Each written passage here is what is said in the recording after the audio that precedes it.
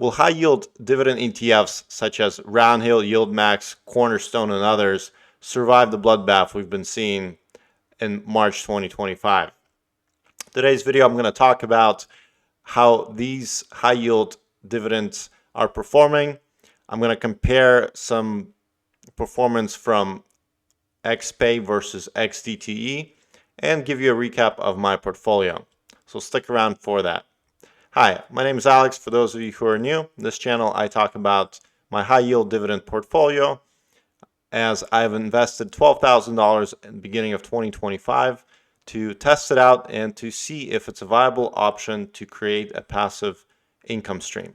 So glad you found this channel. Please stick around, give me a thumbs up if you like this kind of content, and subscribe if you haven't yet. Let's dive into it, folks.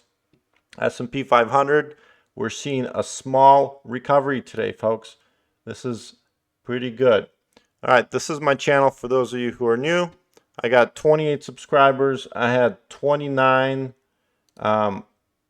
just a day ago. Somebody left, so we didn't want them anyways. But check out these videos. I got more coming on the way. Get that out of the way.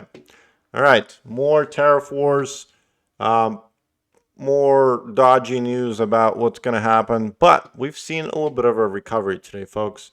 So let's see. One day, 0.68% on the S&P 500, which is not bad. We'll take it. Year to date, we're down 4.24%, and we'll see how it's going to pan out.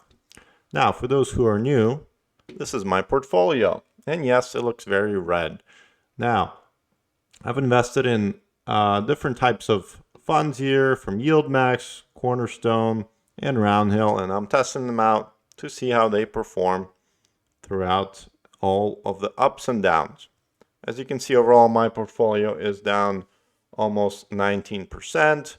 Please don't laugh at me. And I do have some single stocks in here and some calls that are going to expire worthless here because of the volatility that we've experienced.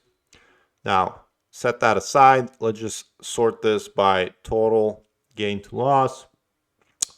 Up top here, we have USA, and that is at almost 7% down for the year. JPQ from JP Morgan, XPAY, XDTE, I got RDTE, QDTE at 10.3%, CLM, CRF from Cornerstone, 10 and 12 respectively, FEPI down 12, and once we get into YieldMax, we're down 17 for YMAX, YMAG, and then the single stock ones, this one, let's see here, MSTY down almost 27%, Coney down 36%. This one's on the Tesla from Curve. That one's down almost 41%. Now, Tesla did have a huge pullback, so no wonder we've seen that. Okay, folks. So that's the performance here. As you can see, today's gains and losses, we had slight pullback, which is nice to see. It was nice to see the pullback on XPAY, XDTE, almost close to 1%, which is not bad. JPQ recovered at 1.36, not bad. And I was pleased to see that even YMAX and YMAG had a slight uptick at 2%, which is pretty interesting.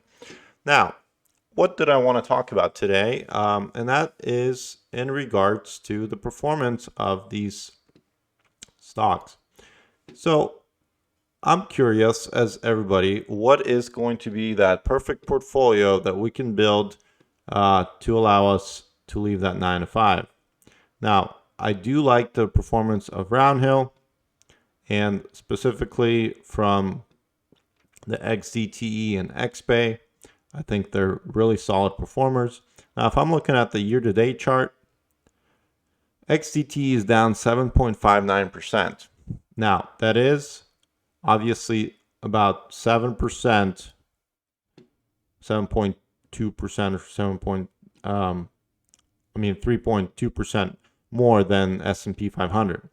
Now, XPAY is down, and this is what's interesting, 9.2% 8%.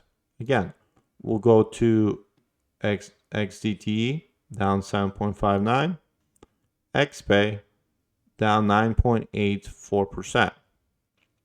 And we have the same starting point here, January 2nd. So I found that to be interesting. If we look at the 1-year chart overall, now XPAY came out in October. From the 1-year chart, we're down 9.53. From year to date, we're down 9%. Okay, so check this out. I plugged our favorite ETFs into TradingView to see what the performance is since around November 1st, 2024. Now, the reason I picked this date is because XPAY came out, I believe, on the 31st of October last year. So we want to see how these funds are sitting.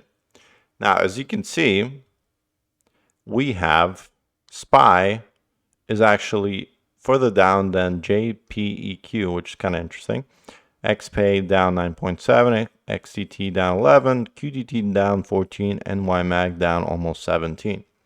Now, if I click this little button here, and this adjusts for dividends, and this tells a whole different story. Now, again, this is including dividends. JPQ is actually up 2.83%. Now, JPQ doesn't have the highest dividends. I think it pays out about 10 or 11%. And here's how they rank the rest of them. QDTE to -2, XDT -2, YMAG -3, and XPAY -3.49.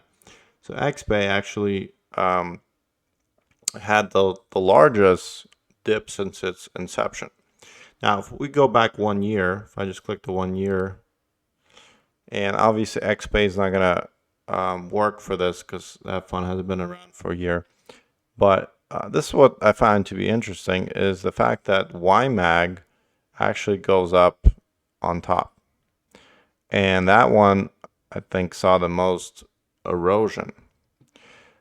So if those dividends are taken in consideration, and YMAG, it pays, what, like 50% dividend, something like that. So I found that to be pretty interesting. Now, here's something to consider. Those dividends, for you to be up top, you have to reinvest those dividends or count it towards your appreciation. But end of the day, I think, do we want to see that NAV erosion or not? Do we want to continue to see your fund shrinking in value? Because if you recall, if I go back to for example, XDT, if I look at the 1 year chart, I'm down 12.6%. If I pull up YMAG stock and I do 1 year chart, I'm down almost 25% in that same time frame. So double the amount of percentage here. Started out at almost $21, down to $15.6. XDT started out at $52, down to $46. So that's something to think about. But I found that to be interesting that YMAG actually outperformed XDTE, outperformed SPY, outperformed QDT. So we'll see. I mean, that's why we have these tools, these charts to track these things. And I also think this is why it's good to diversify and test different strategies. So that's really what we're doing on this channel, folks. We're testing different strategies, testing how these funds are performing under different market conditions. And for those who are new, as I mentioned before, I'm in the process of selling some of my real estate. So we'll be bringing in some larger amounts of dollars in here.